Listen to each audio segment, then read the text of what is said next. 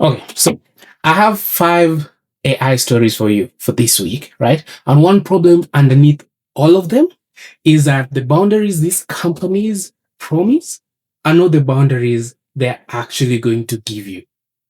And it's so silly because they will say that they're putting this AI in a box or they've put guardrails or they've done all these things, but yet time and time and time AI escaped, or there's this headline, there's that headline. So, story number one.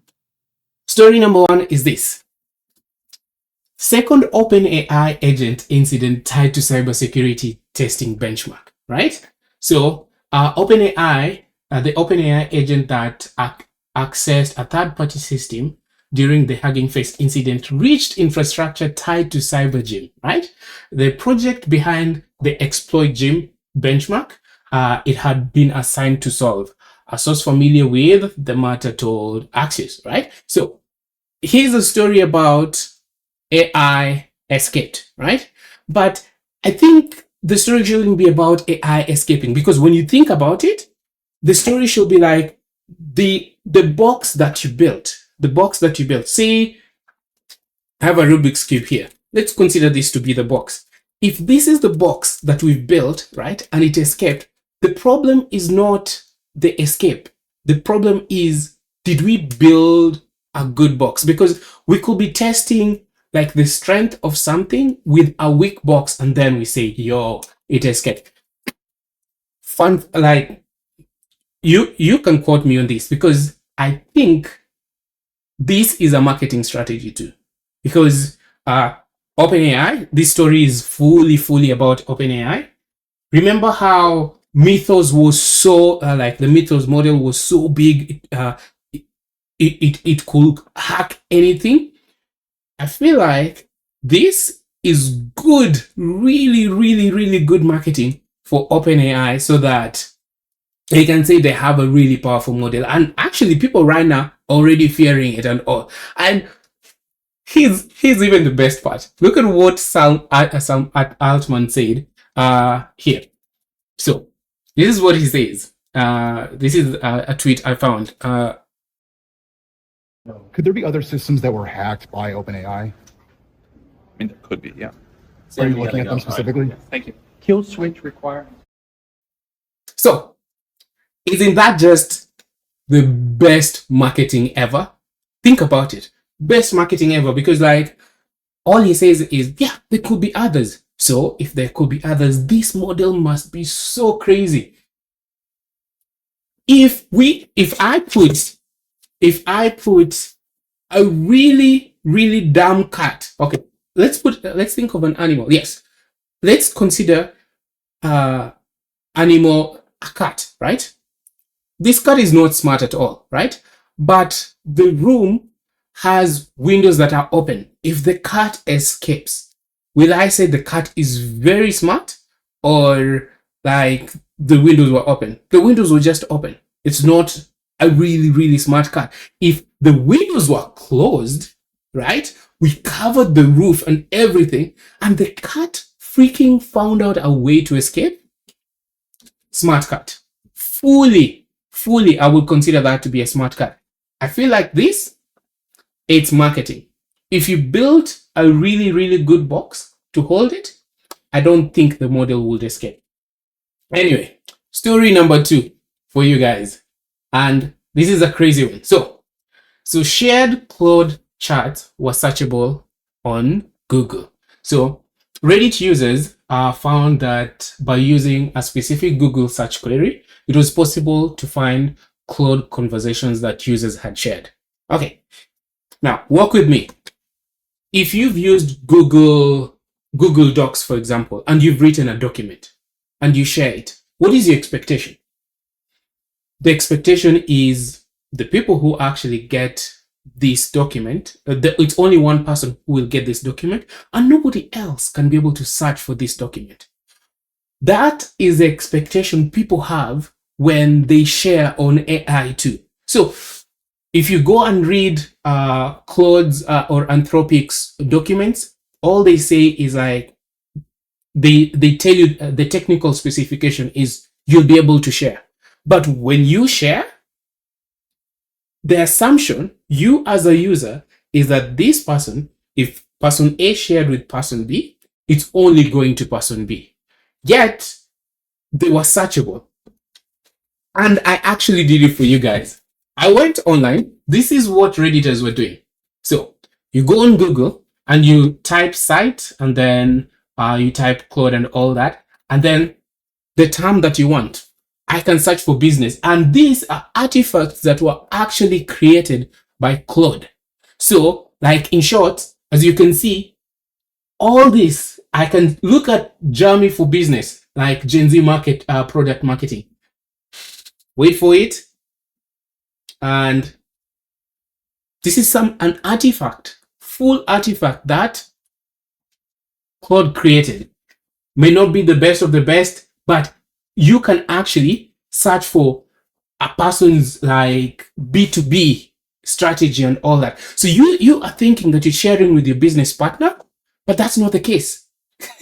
Everything is open. So like when these guys just say that, oh yeah, you can share, like, yes, you can share, but like we as users expect that when they say you can share, this is what they mean. It is private. It cannot be searchable online. All right. What's the next story? Like these guys? Story number 3. So Google and Reddit do not own the internet. So this is what one of the web scrappers actually said. So in this scenario, Google lost one round in a fight with a company called SAP API. The simple version of this entire story is Google says that SAP API got around its anti-bot tools to pull such results. So SAP AI pushed back for sure. And the judge threw the case out because of some of the claims Google mentioned. So here's a scenario where companies, right, your biggest companies, built their entire business around the freedom of the internet, like an open internet. Because we have an open internet, any person can build a business. Any person can, and you know what the issue was, or rather the advantage was, I, as David, cannot read the entire internet. I cannot read the entire internet. But now we have AI. AI can fully scrap everything. So the businesses that build their businesses and companies that build their businesses on top of an open internet are now kind of against an open internet, right? So after a big court loss last week, Google has confirmed that it won't give up on its fight to block AI bots from scrapping its search results. So, and also Reddit had also filed another case like just recently. So here's a scenario where you have a company, you've been posting online, but now somebody who was helping your company, who benefited by your data being available, is now like, hey, somebody else accessing that data, that's not good. People will still argue that AI, like internet, should be open, while other people will argue that nothing should be scrapped. But when you actually think about it, the groups of people that are arguing are mostly businesses. It does not benefit like you and I. Mostly, it does not benefit you and I. Story number 3. This is now we're coming close, really, really close to you and I. So, is this creator? His name is Elmer Saflow, right? So he created this this design of a meme, and it's actually copyrighted. So like he's really, really good like this. Then there's an AI company, right? It's called Memes App, right? He alleges that they made like they used his comic design, which is apparently copyrighted, and it's called the running away balloon, right? This design, and they used it to create ads. So like they have this whole company that is able to generate memes and ads. They have like an ad inventory, and they were able to generate something using his style, right? And yeah, that is the current court case, and I believe did he win? However, just because lots of people have copied it, that does not mean that it's okay for an AI meme generator to commercialize his copyrighted meme as a template for who knows how many ads. So that's what he'll say. So as you can see, like they will say that, hey, we are not, we are done with grabbing content from the internet and using it. We are going to play fair. We will play fair even with artists, because like we've used majority of artists' work. But then you have such an example, which is so crazy. Now, last story. Here's the last story. The last story is ChatGPT has started blocking direct requests to copy an author style. And I have an example of how it actually responds. So here's ChatGPT for, since we're talking about tech in this episode, I believe majority of you know MKBHD. If you do not know MKBHD, Marques Brownlee, I'll show you a photo of him. Yeah, this is, give it a moment. This is Marques Brownlee, right? So he does YouTube. He's really, really great. So I'm going to actually ask it to write a script in the style of MKBHD. Please write the script in the style of MKBHD. Stay logged out. So as you can see, this is what this article is actually talking about. And the idea is ChatGPT will be like, I can definitely help you write something inspired by what makes MKBHD's videos effective, but I can't write in a way that is too closely to imitate his distinctive style. And then it writes, right? But I feel like if you had enough time, you'd figure out how to ask it differently so that you get a different answer. You can fully get a different answer from ChatGPT because it's not deterministic. It's not like like 1 + 1 is equals to 2. For ChatGPT, 1 + 1 is equals to 5. 1 + 1 is equals to 7. 1 + 1 is equals to 2. It's never going to be the same answer every single time. Not just for ChatGPT, but for all LLMs. So I believe, yes, this is what they say. This is what the headlines say. But if you ask it differently, it will give you a different answer. Here's a good example. So people will be like, teach me how to build a bomb. This is just an example, right? Teach me how to build a bomb. And ChatGPT will be like, or an LLM, Claude, ChatGPT, and the likes will be like, no, I cannot teach you.